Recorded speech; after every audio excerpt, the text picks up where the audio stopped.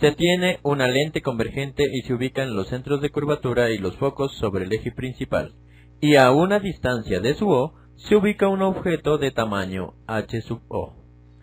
Usando los rayos notables, se busca el punto a una distancia de su I para colocar la imagen de tamaño h sub I.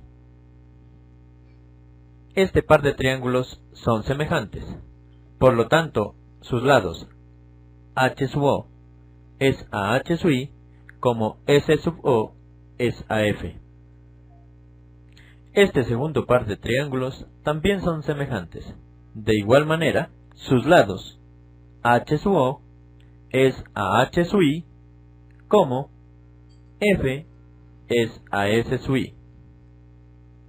Igualando las expresiones 1 y 2, se obtiene que s sub O sobre f es igual a f sobre s sub I. Y finalmente, realizando las operaciones, s sub O por s sub I es igual a f al cuadrado. Esta expresión se conoce con el nombre de fórmula de Newton. Observe que s sub O es igual a d sub O menos f y s sub I es igual a d sub I menos f. La expresión de Newton se transforma en d sub O menos f factor de d sub I menos f igual a f al cuadrado. Realizando operaciones obtenemos d sub O por d sub I menos d sub O por f menos f por d sub I más f al cuadrado igual a f al cuadrado.